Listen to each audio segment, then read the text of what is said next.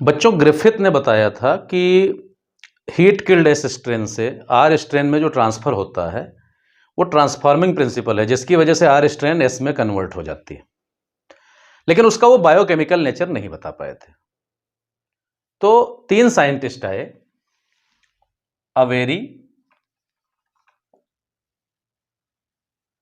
McLeod and McCarthy. ठीक है, इन्होंने इसका बायोकेमिकल नेचर कैरेक्टराइज करने के लिए एक्सपेरिमेंट किया 1933 से 44 तक। उसके बाद इन्होंने कंक्लूजन निकाला कि जेनेटिक मटेरियल क्या है। किया क्या था, इन्होंने हीट किल्ड एस स्ट्रेन ली, हीट किल्ड एस स्ट्रेन ली और उस स्ट्रेन से प्यूरिफाई कर लिया, प्यूरिफिकेशन कर लिया डीएनए, आरएनए और प्रोटीन का, और कार्बोहाइड्रेट, फैट वगैरह भी प्यूरिफाई किया। लेकिन ज़्यादा जो बहस थी वो इन्हीं 3 पे थी, डीएनए, आरएनए और प्रोटीन पे, कि तीनों में से कौन जेनेटिक मटेरियल है। कहाँ से? हीट किल्ड एस स्ट्रेन से। फिर उन्होंने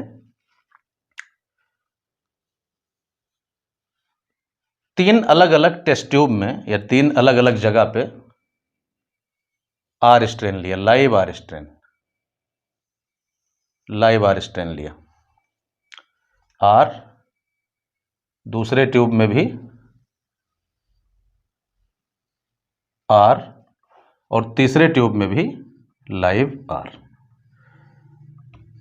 फिर क्या किया, ये जो मिक्सचर था, मिक्सचर जिसमें मेनली क्या है,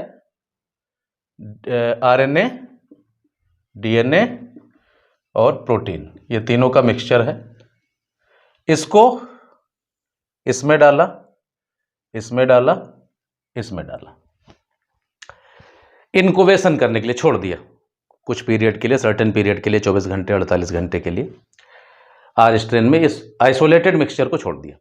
साथ में एक चीज और भी किया इन्होंने कि एंजाइम्स भी यूज किया। कौन से एंजाइम्स? डीएनए डाइजेस्टिंग एंजाइम, जिनको कहते हैं डीएनएज, मतलब डीऑक्सीराइबोन्यूक्लिएज, आरएनए डाइजेस्टिंग एंजाइम राइबोन्यूक्लिएज और प्रोटीन डाइजेस्टिंग एंजाइम प्रोटीएज। लेकिन एंजाइम चालाकी ये किया कि एक टाइम में एक ही यूज किया। तो इस मिक्सचर में यहां पे मान लीजिए मिक्सचर आर में डाला और साथ में एंजाइम यूज कर दिया प्रोटीएज, और इस बैक्टीरिया के कल्चर को छोड़ दिया।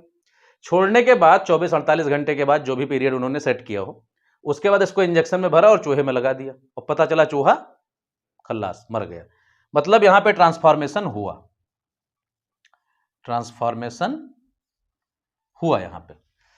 दूसरे केस में क्या किया, आरएनएज एंजाइम दिया और आरएनएज एंजाइम डाला और फिर भी इंक्यूबेट करने के लिए छोड़ दिया, और उसके बाद इंजेक्शन लगाया जब 24-48 घंटे के बाद, तो चूहा मर गया। मतलब ट्रांसफॉर्मेशन यहां भी हुआ, क्योंकि आर स्ट्रेन एस में कन्वर्ट हुई होगी तभी चूहा मरा। लेकिन तीसरी जगह जब इन्होंने डीएनएज एंजाइम यूज किया और फिर छोड़ा इसको थोड़े टाइम के लिए, इंक्यूबेट कराया कुछ दिनों के लिए, उसके बाद इंजेक्शन लगाया, तो ट्रांसफॉर्मेशन नहीं हुआ और चूहा सरवाइव कर गया, नो ट्रांसफॉर्मेशन। इससे इन्होंने कंक्लूजन लगाया कि जब हम डीएनए डाइजेस्टिंग एंजाइम डाल रहे हैं तो डीएनए नष्ट हो जा रहा है, खत्म हो जा रहा है, डिस्ट्रॉय हो जा रहा है, जिसकी वजह से ट्रांसफॉर्मेशन नहीं हो पा रहा है। यानी कि ट्रांसफॉर्मेशन के लिए रिस्पॉन्सिबल क्या था? डीएनए था, ना तो आरएनए था, ना तो प्रोटीन थी। तो इन्होंने कंक्लूड किया कि जो हीट किल्ड एस से लाइव आर में जाता है वो डीएनए है। इसका मतलब जो जेनेटिक मटेरियल है वो डीएनए है। हाँ, उस जमाने के ज्यादातर साइंटिस्ट इस बात से कन्विंस नहीं थे। एक चीज और, एक क्वेश्चन छोटा सा रेज किया गया है बुक में आपके, कि what is the difference between DNA apostrophe नीचे के साइड में एस और डीएनएज। देखो ये एज अगर लगा हुआ है तो ये एंजाइम है, डीएनए डाइजेस्टिंग क्या है, ये एंजाइम है, न्यूक्लिएज एंजाइम। और डीएनएज, एस का मतलब क्या है, मेनी डीएनए मॉलिक्यूल्स, ये है। इसी तरह अगर आरएनए अपॉस्ट्रोफी एस लिखा है तो ये इसका मतलब है मेनी आरएनए, और आरएनएज लिखा हुआ इसका मतलब होता है एंजाइम। कौन सा एंजाइम? राइबोन्यूक्लिएज, जो आरएनए को डाइजेस्ट करने वाला एंजाइम है। ठीक है, तो ये था बायोकेमिकल कैरेक्टराइजेशन ग्रिफिथ के एक्सपेरिमेंट का, इसको हम क्विकली एनसीईआरटी से कवर करते हैं। Prior to the work of Oswald Avery, Colin MacLeod, Maclyn McCarty, 3 scientist थे 1933 से 44।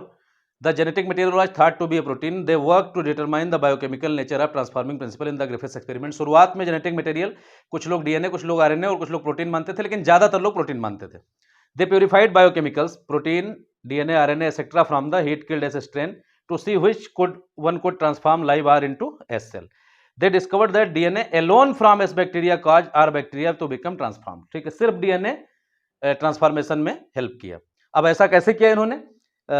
दे also discovered that protein digesting enzyme, proteases and RNA digesting enzyme, RNases did not affect the transformation, so the transforming substance was not protein or RNA. Digestion with DNase मतलब DNA digesting enzyme, deoxyribonuclease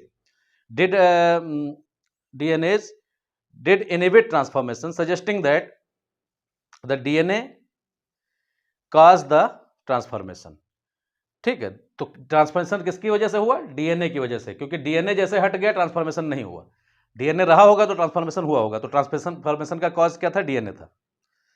तो दे concluded that DNA is the genetic material, but not all biologist were convinced. DNA genetic material है, इनका conclusion था, लेकिन सारे biologist convince नहीं थे उस टाइम के। तो ये था biochemical characterization of transforming principle by these 3 scientist. Thank you.